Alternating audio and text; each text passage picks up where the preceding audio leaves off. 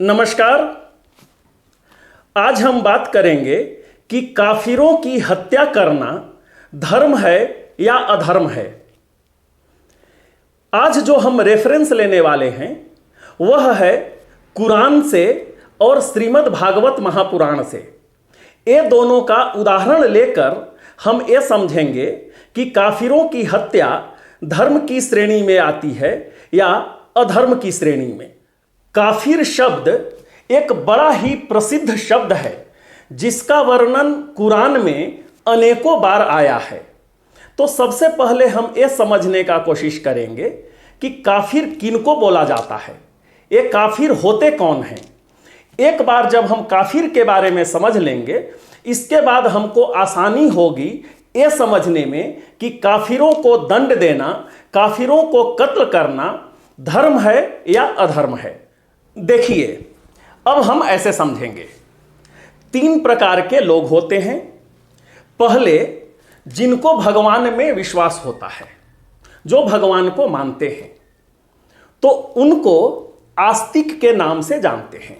मतलब आस्तिक वे लोग हैं जिनको भगवान में विश्वास है। उसी प्रकार जिनको अल्लाह में विश्वास है, जो अल्लाह को मानते हैं, उनको मोमिन के नाम से जाना जाता है। ठीक है। दूसरे वे लोग हैं जिनको भगवान में विश्वास नहीं है, जो भगवान को नहीं मानते हैं, उनको हम नास्तिक के नाम से जानते हैं। उसी प्रकार जिनको अल्लाह में विश्वास नहीं है, उनको मुल्हिद के नाम से जाना जाता है। तो जिसको हम नास्तिक बोलते हैं उसी को उर्दू में मुल्हिद के नाम से जाना जाता है, और जिसको हम आस्तिक बोलते हैं उसी को उर्दू में मोमिन के नाम से जाना जाता है। तीसरे जो लोग हैं वे ऐसे हैं कि वे आस्तिक तो हैं नहीं, नास्तिक तो हैं, परंतु नास्तिक के साथ में वे भगवान के बारे में अभद्र टिप्पणी भी करते हैं। भगवान के विषय में उल्टा पुल्टा बोलते रहते हैं। जो भगवान का जो बताया हुआ जो मार्ग है, हमारे धर्म ग्रंथों में जो मार्ग बतलाया गया है, उसका पालन नहीं करते हैं। वैसे व्यक्ति को हम अधर्मी या विधर्मी के नाम से जानते हैं।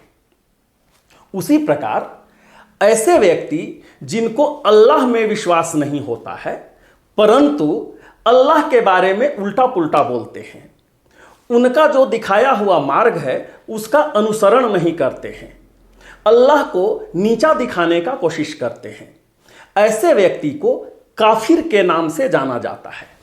तो देखिए, जिनको हम अधर्मी बोलते हैं उन्हीं को उर्दू भाषा में काफिर के नाम से जाना जाता है। तो अब हम समझ गए हैं कि काफिर का मतलब क्या होता है, काफिर लोग कौन होते हैं। अब हम यहां से देखेंगे कि धर्म ग्रंथों में काफिरों की मौत या काफिरों की हत्या के विषय में क्या बतलाया गया है। तो हमारा पहला उदाहरण है कुरान मजीद से। इस कुरान मजीद के अंदर में जो सूरत है वह है 4 नंबर का, जो है अन-निसा। इस सूरत के अंदर में जो आयत है वह है 89 नंबर का। और यहां पर देखिए क्या लिखा हुआ है।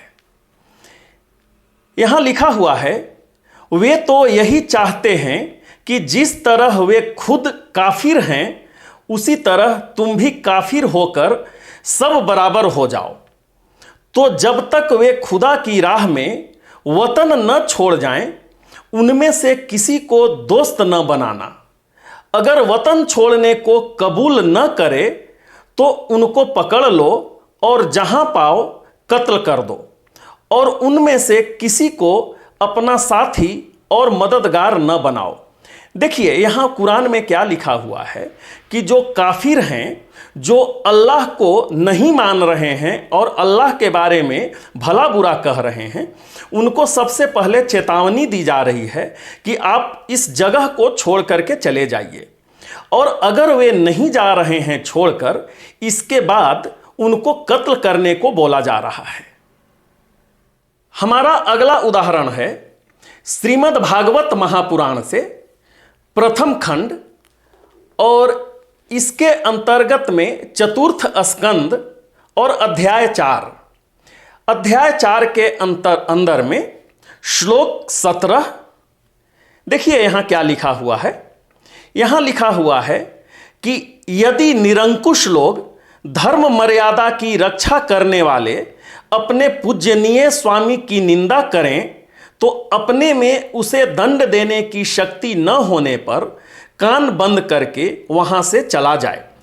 देखिए, अगर कोई निरंकुश व्यक्ति जो अधर्मी व्यक्ति है, वह अगर आपके स्वामी को, आपके भगवान को, आपके इष्ट देव को निंदा कर रहा है या भला बुरा कह रहा है, तो अगर आप में शक्ति नहीं है तो अपने कान को बंद कर लीजिए और उस स्थान से आप चले जाइए।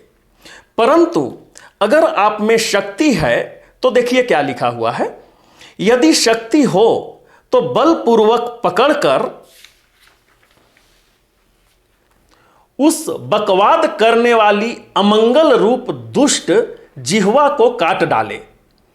इस पाप को रोकने के लिए स्वयं अपने प्राण तक दे दें, यही धर्म है। अगर आप में शक्ति है तो जो अधर्मी है उसका जिह्वा को काट लीजिए और अगर जरूरी पड़े तो अपने प्राण तक भी दे दें। और ऐसा करने में कोई अधर्म नहीं है, अपितु इसको धर्म के श्रेणी में ही रखा गया है। अभी हम 2 धर्म ग्रंथों का रेफरेंस लिए हैं, कुरान और श्रीमद् भागवत महापुराण का। और ये दोनों जगहों पर जो अधर्मी लोग हैं या जो काफिर लोग हैं, उनकी हत्या को जायज बतलाया गया है। इसको धर्म के ही श्रेणी में रखा गया है। देखिए, यह हम धार्मिक ग्रंथ में जो लिखा हुआ है इसके आधार पर हम बात कर रहे हैं। इसके बावजूद हमारा जो देश है उसका भी अपना संविधान होता है। ऐसा नहीं है कि चूंकि धर्म ग्रंथ में ऐसा लिखा हुआ है इसके कारण हम किसी का हत्या कर दें। ये सबसे ऊपर जो हमारा जो देश का जो संविधान है उसमें जो वर्णित है, जो किसी भी हत्या का जो सजा है वह यहाँ पर जरूर लागू होगा। तो धर्म ग्रंथ में भले ही लिखा हुआ है लेकिन पालन जो करना है वह है जो हमारा देश का जो संविधान है, पालन उसी को करना है। हम उम्मीद करते हैं कि यह विषय आपको अच्छा लगा होगा और अगर आपके मन में किसी प्रकार का कोई प्रश्न है तो अपना प्रश्न कमेंट सेक्शन में लिखिए, हम उसका उत्तर देने का कोशिश करेंगे। हम ये भी चाहेंगे कि आप हमारे चैनल को सब्सक्राइब कर लीजिए ताकि जब भी कोई नया विषय आए वह सर्वप्रथम आपके पास पहुंचे। बहुत ही जल्द हम आपके समक्ष नए विषय के साथ उपस्थित होंगे। तब तक के लिए हम आपसे विदा लेते हैं। बहुत बहुत धन्यवाद। नमस्कार।